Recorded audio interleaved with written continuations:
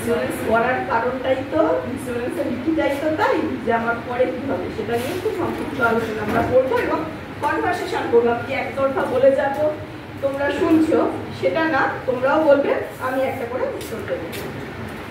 আমি Riya Banerjee, development officer, Diamond Harbour branch. Okay, আচ্ছা, ইন্স্যুরেন্সের প্রয়োজনীয়তাটা কোথায়? আমরা যখন গাড়ি কিনি, প্রত্যেকেরই কম বেশি মানে বাইক আছে বাড়িতে, 4 চাকাও আছে কারণ না কারণ। যখন আমরা মানে গাড়ি শোরুম থেকে বার করি, ইন্স্যুরেন্স ছাড়া কি বার করতে দেয়? দেয় কি? দেয় না। কেন দেয় না জানা আছে? কেন দেয় না? আমি গাড়ি কিনেছি, আমি গাড়ির ইন্স্যুরেন্স করতেও পারি, নাও করতে পারি, এটা আমার চয়েস। আমার গাড়ি আরেকজনকে ধাক্কা মারলো, আমার কারণে যে ক্ষতিটা হলো, ক্ষতিপূরণটা সে পাবে কোথা থেকে?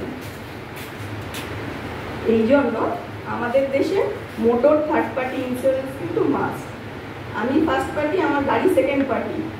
আমি মরি, আমার বাড়ির লোক বুঝবে, আমার গাড়ি ড্যামেজ হোক আমি বুঝে নেব, কিন্তু আমার কারণে অন্যের যেন ক্ষতি না আমি করতে পারি, সেই কারণে সেই ব্যক্তি যে ক্ষতিগ্রস্ত হবে সে যেন ইন্স্যুরেন্সের কভারেজ আমার করা থাকে, সরকারিভাবে সে সাহায্য পায় নিজের ক্ষতিটাকে মেকগুড করার জন্য। ঠিক সেই কারণে আমি তো একটা মানুষ, আমার একটা আয়ুষ্কাল আছে, লাইফ স্প্যান আছে, আমার সার্ভিসের ওপর আমার ফ্যামিলি ডিপেন্ডেন্ট। আজকে আমি এসেছি জয়নগর থেকে, আমি জয়নগর ফিরে যেতে পারবো এই গ্যারেন্টি কেউ দিতে পারবে? একদম না। তাহলে আমার পরিবারটা তো পুরো থমকে যাবে, আমারও বর্তমানে, যাতে সেটা না থমকায়। দেখো, মানুষের পরিবর্তন কিছু হয় না, মানসিকভাবে কারণ অ্যাটাচমেন্ট কেউ অফ করতে পারে না, কিন্তু ফিনান্সিয়াল লস এটাকে তো মেকগুড করা যেতে পারে। সেই জায়গা থেকে ইন্স্যুরেন্সের কিন্তু সূচনা বা ভাবনা। এই জায়গায় দেখতে গেলে আমাদের কাছেই আছে ডায়মন্ড হারবার ব্রাঞ্চ, সাউথ 24 পরগনার অত্যন্ত পপুলার একটা ব্রাঞ্চ এবং অল ইন্ডিয়াতে 1 থেকে 20-র মধ্যে র্যাঙ্ক করা ব্রাঞ্চ। কেন বললাম? ব্রাঞ্চের ভলিউমটা বোঝানোর জন্য, এরিয়া ক্যাপাসিটি বোঝানোর জন্য। এই ডায়মন্ড মেন ব্রাঞ্চের আওতায় আছে আমাদের পাথর প্রতিমা, সাগর, নামখানা, কাকদ্বীপ, এদিকে লক্ষ্মীকান্তপুর, বিজয়গঞ্জ, পুরো এরিয়া জুড়ে ডায়মন্ড তো রয়েছে। এই ব্রাঞ্চের অন্তর্গত যে কোনো উপভোক্তা বা পলিসি হোল্ডার আমাদের ভাষায় যাতে এখান থেকে পুরো সার্ভিসটা পেতে পারে, তার জন্য এই ব্রাঞ্চ। আচ্ছা, ইন্স্যুরেন্স থেকে আমরা কোথা থেকে ঠকি, কোন কোন জায়গা থেকে ঠকি বলে মনে হয়? আমাদের অনেকের ক্ষেত্রে দেখা গেছে এজেন্ট যারা আছেন, কাজ করছেন এজেন্সি প্রফেশনে, তাদেরকে আপনারা হয়তো টাকা জমা দিয়েছি, পরে দেখা যাচ্ছে সেই টাকা আমার এলআইসি ঘরে দিয়ে পৌঁছায়। হয়েছে কি কারোর সাথে এরকম অভিজ্ঞতা আছে? বাড়িতে শুনেছ?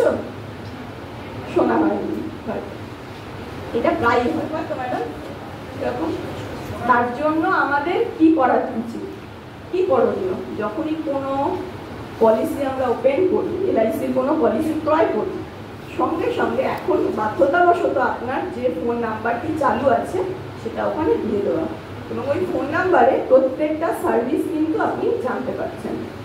আপনার নেক্সট কবে প্রিমিয়াম পড়ছে সেটাও যেমন 1 মাস আগে আপনাকে এলআইসি ইনফর্ম করে, জমা হয়ে যাবার 1 দিনের মধ্যে ওটা অ্যাডজাস্ট হয়েছে, নেক্সট ডেট কবে সেটাও জানিয়ে দেয়। তাহলে আমার নিজের ক্ষেত্রে কি একটু অ্যাওয়ার্ড থাকা প্রয়োজন যে আমার মোবাইল নাম্বারটা অবশ্যই ঠিক দেওয়া উচিত।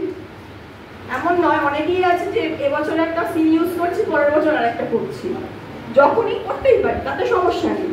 যখনই আমি মোবাইল নাম্বার চেঞ্জ করব, সংশ্লিষ্ট ব্রাঞ্চকে একটা চিঠি, তার সাথে একটা আধার কার্ড দেব, আমার যে আধার কার্ড আছে সেটা দিয়ে ইনফর্ম করা যে আমার নাম্বারটা চেঞ্জ করে দিন, বর্তমানে এই নাম্বারটাই ব্যবহার করছি।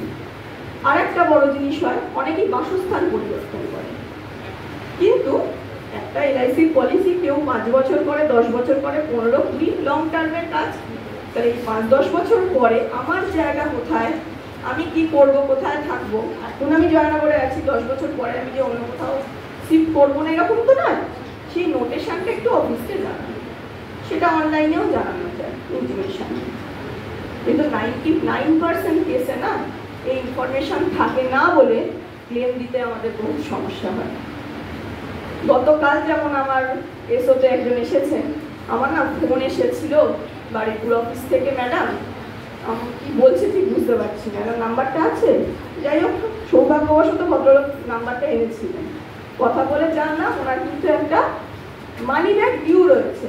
এলআইসি ফোন করে জানাচ্ছে আপনি আপনার আধার কার্ড ব্যাংক ডিটেলস জমা করুন, এটা পেন্ডিং রয়েছে, আপনি পাবেন। তাহলে ওনার মোবাইল নাম্বার এটা ছিল না বলে এই সার্ভিসটা উনি জানতে পারেননি। যিনি সংশ্লিষ্ট অফিসার দেখছেন ডিউ রয়েছে, উনি এপ্রিল মাস থেকে ডিটেক্ট করে করে পাননি, কোনোভাবে কালকে নাম্বারটা উনি রিসিভ করেছেন, ছুটে এসেছেন নিয়ারেস্ট অফিসে, আবার ব্যবস্থা করে দিলাম, আজকে সেটা ক্লিয়ার হয়ে গেছে ইনস্ট্যান্ট হয়ে। তাহলে সেইগুলো তো আমাদেরকে সতর্ক থাকতে হবে, কারণ আমি একটা জিনিস কিনছি, ম্যাডামরা যেগুলো আমাদের এতক্ষণ বলছিলেন ISI logo, hallmark, silk mark, এগুলো চোখে দেখা যায়, দেখে আমরা জাজ করতে পারবো। ইন্স্যুরেন্স কিন্তু ইনট্যাঞ্জেবল প্রোডাক্ট, যেটাকে আমরা ছুঁয়ে দেখতে পারি না। তাই আমাকে অনেক বেশি সচেতন হয়ে থাকতে হবে, যাতে পরবর্তীকালে আমাকে যেন কোনো রকম অসুবিধার মধ্যে পড়তে না হয়। ইভেন আমি অনেককে এই জিনিসটাও বলি, আগেরবারে মগরাহাটে বলেছিলাম, কেউ একটা প্রিমিয়াম কারুর মাধ্যমে চেষ্টা করবেন, এখন সবার হাতে স্মার্টফোন আছে, অ্যান্ড্রয়েড ফোন সবাই ইউজ করি বিভিন্ন কাজে, নিজের প্রিমিয়ামটুকু নিজের ফোন থেকে দেওয়া যায়। ফোনপে, গুগল পে, বিভিন্ন যে অ্যাপগুলো আমাদের আছে সেখান থেকে জমা করা যায়।